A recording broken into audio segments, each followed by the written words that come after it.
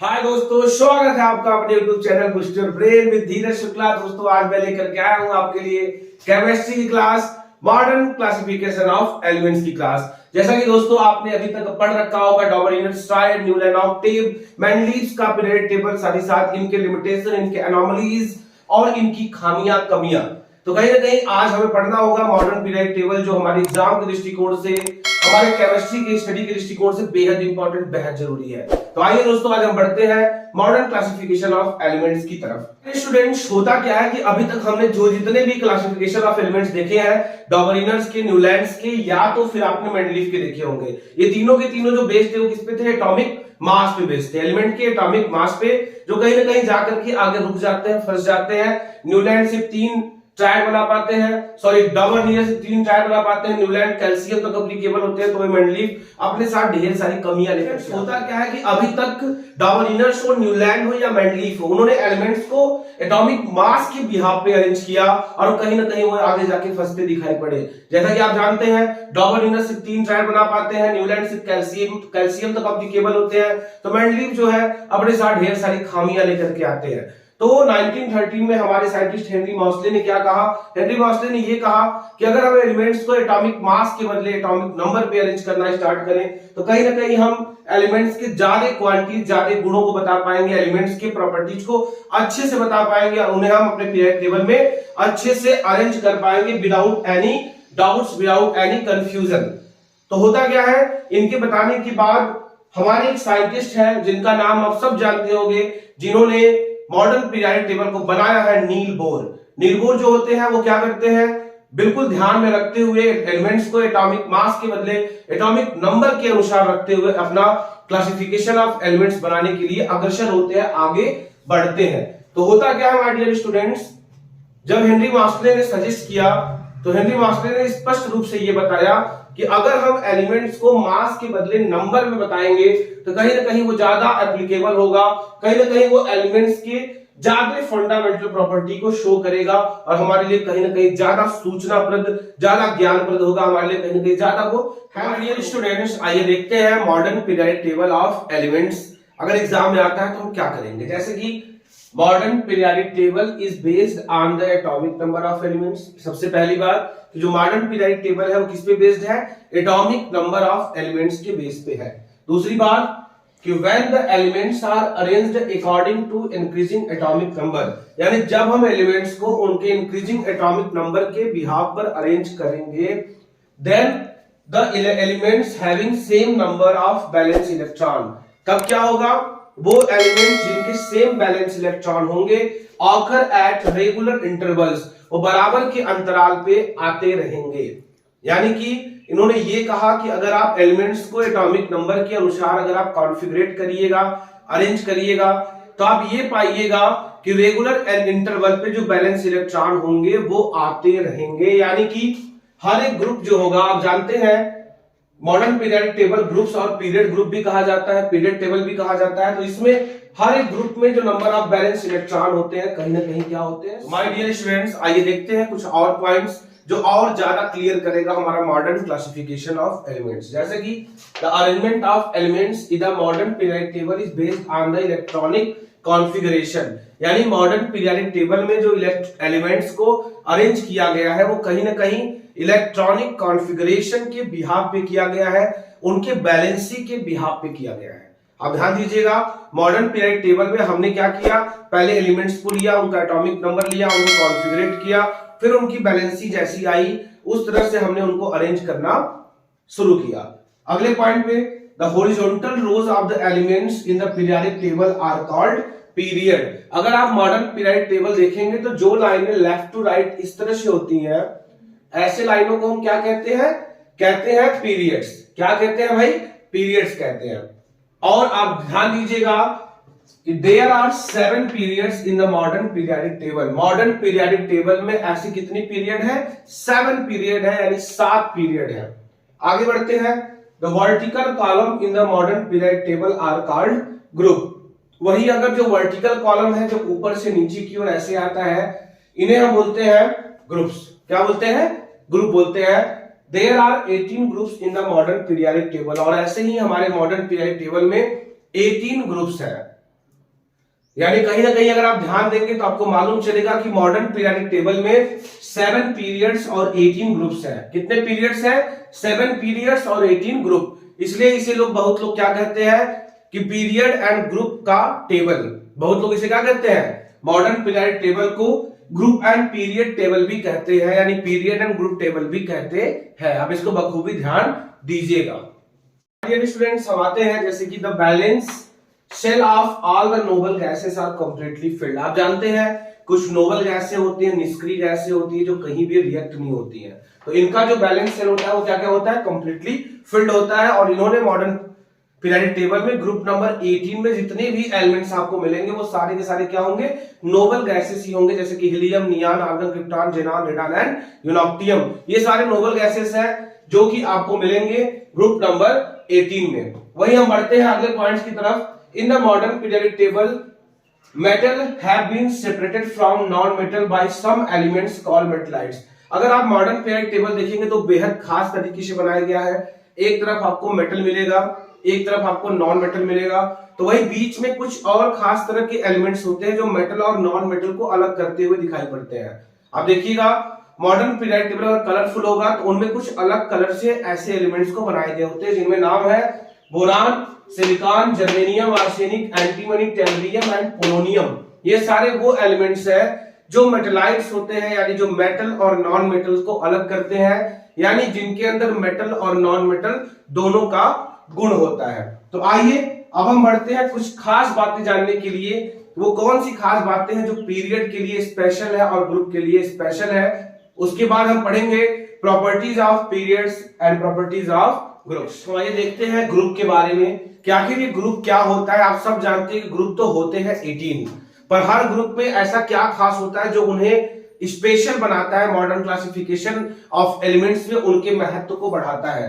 तो हम पढ़ते हैं ग्रुप नंबर। अब जैसे आप ध्यान दीजिएगा कि elements having one balance electron, यानी वो एलिमेंट्स जिनके बैलेंस इलेक्ट्रॉन 1 होते हैं, कॉन्फ़िगरेशन के बाद उनके आउटर मोस्ट सेल में 1 इलेक्ट्रॉन होते हैं, वो ग्रुप नंबर 1 में आते हैं। कहां आते हैं? ग्रुप नंबर 1 में आते हैं। लेकिन एलिमेंट्स हैविंग 2 बैलेंस इलेक्ट्रॉन, ऐसे एलिमेंट जिनके बैलेंस इलेक्ट्रॉन 2 होते हैं वो ग्रुप नंबर 2 में आते हैं।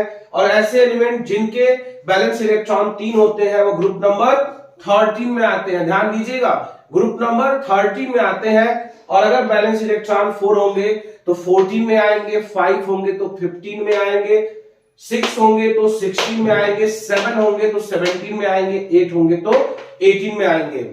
अब आपको थोड़ा ध्यान देना है, 1 बैलेंस इलेक्ट्रॉन यानी कि ग्रुप नंबर 1, 2, 2, 3 में आप 10 जोड़ के 13 कर दीजिएगा, 4, 14, 5, 15, 6, 16, 7, 17 और 8, 18। आते हैं और टॉपिक की तरफ जो एग्जाम के दृष्टिकोण से बेहद इंपॉर्टेंट है। कई बार इससे क्वेश्चन बोर्ड एग्जाम में आता दिखा है, जैसे कि merits of the modern periodic table. Modern periodic table आपने पढ़ लिया कि ये एटॉमिक नंबर पे बेस्ड था। इसमें क्या होते हैं? पीरियड और ग्रुप होते हैं। पीरियड 7 होते हैं, ग्रुप 18 होते हैं। और हर ग्रुप में आने वाले एलिमेंट्स का बैलेंस इलेक्ट्रॉन बैलेंस ही सेम होता है। और हर पीरियड में आने वाले एलिमेंट्स का जो एटॉमिक नंबर होता है वो कॉन्सिक्यूटिव होता है, यानी कि लगातार होता है। ये तो आपने पढ़ रखा।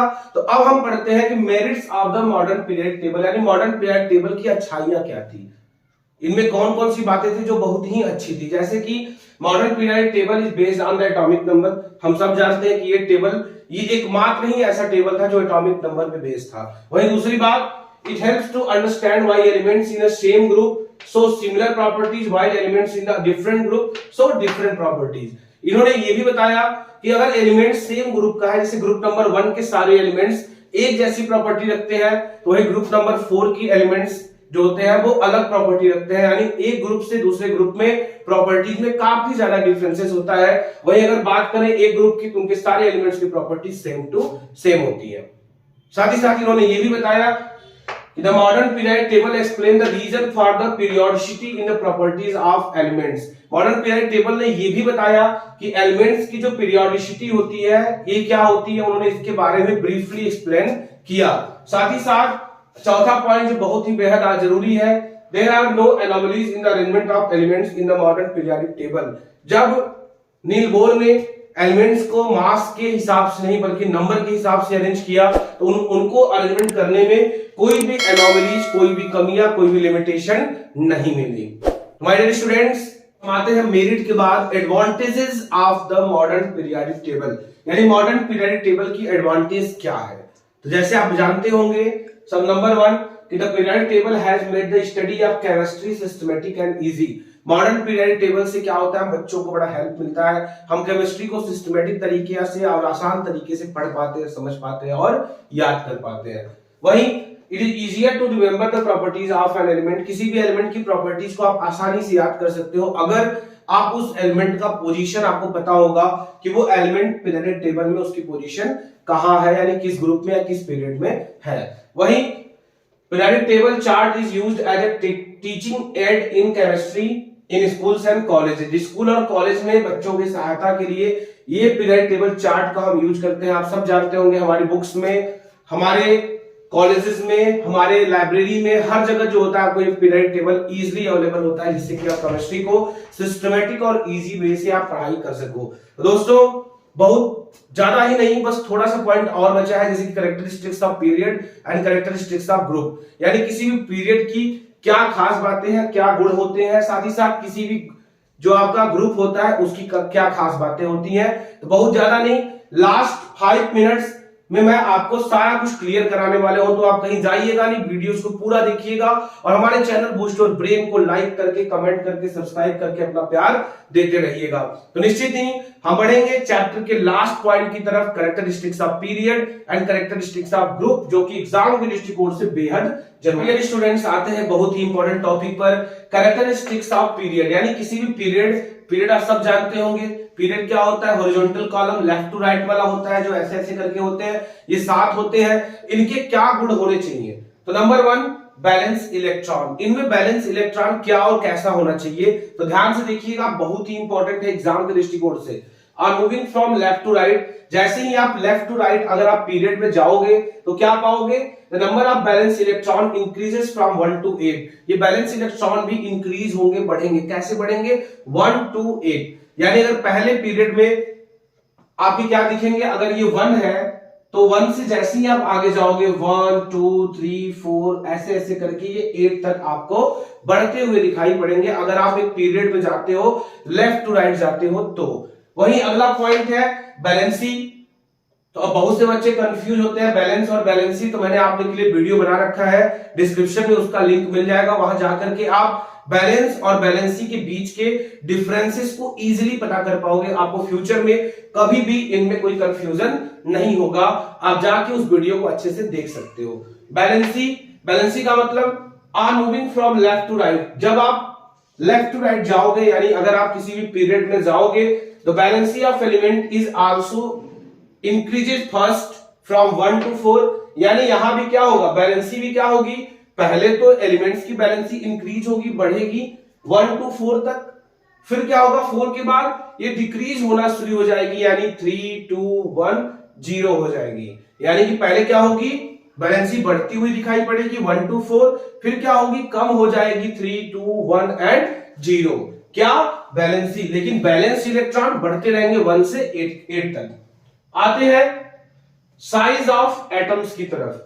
On moving from left to right in a period, अगर आप पीरियड में लेफ्ट से राइट अगर आप जाते हो तो आप क्या पाओगे, the size of atom decreases, की एटम का साइज क्या होगा, डिक्रीज होगा, यानी कम होता चला जाएगा। तो हम अगले पॉइंट की तरफ बढ़ते हैं, मेटेलिक कैरेक्टर।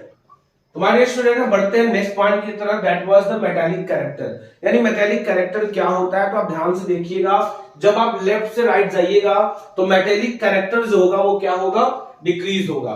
यानी आप समझ रहे होंगे कि अगर मेटेलिक कैरेक्टर डिक्रीज हो रहा है, इसका मतलब कि नॉन मेटेलिक कैरेक्टर क्या होगा, इंक्रीज होता हुआ दिखाई देगा। वही हम बढ़ते हैं अगले पॉइंट, केमिकल रिएक्टिविटी की तरफ। तो फिर से क्या करिएगा, अगर आप लेफ्ट टू राइट जाइएगा तो क्या होगा, chemical reactivity of elements first decreases, पहले तो डिक्रीज होता दिखाई पड़ेगा, देन क्या होगा, इंक्रीज होता दिखाई पड़ेगा। अब ध्यान दीजिएगा कि अगर आप लेफ्ट से राइट जाएंगे तो केमिकल रिएक्टिविटी पहले कम होगी, फिर बाद में आपको बढ़ती हुई दिखाई पड़ेगी। इसका रीजन होता है, क्या रीजन होता है, क्या जानना है। अगर आपको प्रॉब्लम होगी रीजन भी जानने की, अगर आप इच्छुक होंगे तो आप कमेंट सेक्शन में जाइएगा, मैं उसके लिए भी वीडियो डाल दूंगा। नेचर ऑफ ऑक्साइड्स, ऑक्साइड्स का नेचर क्या होता है? तो basic nature of oxides decreases, यानी कि जो बेसिक नेचर होता है ऑक्साइड का वो तो कम होता है। इसका मतलब आप समझ गए होंगे कि अगर बेसिक कम हो रहा है इसका मतलब कि एसिडिक क्या हो रहा होगा, इंक्रीज हो रहा होगा। तो माय डियर स्टूडेंट्स, आपको समझ में आया होगा कैरेक्टरिस्टिक्स ऑफ पीरियड्स के वो सारे 6 पॉइंट्स, बैलेंसी, बैलेंस इलेक्ट्रॉन, साथ ही साथ metallic character, chemical reactivity, nature of oxides and size of atoms. तो हम बढ़ते हैं कैरेक्टरिस्टिक्स ऑफ ग्रुप की तरफ। तो माय डियर स्टूडेंट्स, हम आते हैं कैरेक्टरिस्टिक्स ऑफ ग्रुप की तरफ। आप ग्रुप जानते हैं, ग्रुप 18 होते हैं। ग्रुप का कॉलम होता है वर्टिकल कॉलम। ग्रुप में आप ध्यान दीजिएगा कि अगर आप पीरियड में लेफ्ट टू राइट जा रहे होते हैं तो ग्रुप में आपको क्या होता है, अप टू डाउन, ऊपर से नीचे की ओर जाना होता है। तो अगर आप किसी भी ग्रुप में ऊपर से नीचे की ओर जाएंगे तो जो बैलेंस इलेक्ट्रॉन होंगे वो सेम होंगे। एक ग्रुप में आने वाले सारे बैलेंस इलेक्ट्रॉन सेम होते हैं। अगर बात करें बैलेंसी की, तो बैलेंसी भी क्या होता है, सेम ही होता है। अगर आप किसी भी ग्रुप में, अगर आप एक ही ग्रुप में जाते हो, अप टू डाउन जाते हो, ऊपर से नीचे की ओर जाते हो, टॉप टू बॉटम जाते हो, तो आपको बैलेंसी भी क्या मिलेगा, सेम मिलेगा। अगर बात करते हैं साइज ऑफ एटम की, तो साइज ऑफ एटम में फर्क दिखेगा आपको। साइज ऑफ एटम आपको इंक्रीज होता है, यानी कि बढ़ता हुआ दिखाई देगा जब आप टॉप टू बॉटम आओगे, ऊपर से नीचे की ओर आओगे। तो फ्रेंड्स, बढ़ते हैं अगले कुछ और प्रॉपर्टीज। नेक्स्ट पॉइंट की तरफ, that was the metallic character, यानी मेटालिक कैरेक्टर क्या होता है, यानी मेटल का गुण क्या होता है। तो अब मैं बता दूं आपको कि अगर आप किसी भी पीरियोडिक टेबल में नीचे की ओर जाइएगा तो जो मेटालिक कैरेक्टर ऑफ एलिमेंट्स होता है वो क्या होता है, इंक्रीज होता है, यानी मेटालिक कैरेक्टर क्या होगा आपका, बढ़ता हुआ दिखाई पड़ेगा। वही अगर बात करूं केमिकल रिएक्टिविटी की, तो केमिकल रिएक्टिविटी में आप ध्यान दीजिएगा, मेटल के लिए अलग, नॉन मेटल के लिए अलग। और अगर आप किसी एक का भी याद कर लोगे तो आपके लिए काम आसान हो जाएगा। यानी मेटल में क्या होता है कि अगर आप डाउन जाओगे, नीचे जाओगे, तो मेटल का जो रिएक्टिविटी होगा वो इंक्रीज होगा। वही अगर बात करूं नॉन मेटल की, तो नॉन मेटल की जो रिएक्टिविटी होगी वो क्या होगी, डिक्रीज होगी। और लास्ट पॉइंट जो है हमारा नेचर ऑफ ऑक्साइड्स है। तो मैं आपको बता दूं कि नेचर ऑफ ऑक्साइड्स में क्या होता है, नो चेंज, किसी भी तरह का कोई बदलाव नहीं होता है, चाहे आप ऊपर से नीचे क्यों ही ना आ जाओ। तो आई होप दोस्तों आपको समझ में आया होगा। आज मैंने आपके इस channel boost your brain with Dheeraj Shukla पे आपका जो है केमिस्ट्री का एक चैप्टर कंप्लीट करा दिया। निश्चित ही बहुत जल्द मैं आपके लिए सेकंड चैप्टर केमिस्ट्री स्टार्ट करने वाला हूं। तो आप कमेंट सेक्शन बताइएगा कि आप पहले केमिस्ट्री पढ़ना चाहते हो या फिजिक्स पढ़ना चाहते हो, और साथ ही साथ आप ये भी बताइएगा कि आपको इस चैप्टर में किस पॉइंट में प्रॉब्लम हुआ। बैलेंसी में दिक्कत हुआ तो लिंक नीचे आप जाके देख सकते हो। और अगर कहीं ना कहीं इस सारे कैरेक्टरिस्टिक्स में कुछ प्रॉब्लम होना तो नहीं चाहिए, आपको क्लियर होना चाहिए, लेकिन अगर होता है तो आप जरूर बताइएगा। मैं आपको निश्चित ही बिल्कुल क्लियर कराऊंगा। ये मैं गारंटी देता हूं कि आपके बोर्ड एग्जाम्स में मैं साइंस से नंबर नहीं कटने देने वाला हूं। अगर आप मेरी क्लासेस को पढ़ते रहेंगे, नोट्स बनाते रहेंगे और चीजों को कंफर्म करते रहेंगे। आप सबका हमारे इस चैनल बूस्ट योर ब्रेन पर आप सबकी इस बेहद खूबसूरत से प्यार के लिए बहुत बहुत धन्यवाद।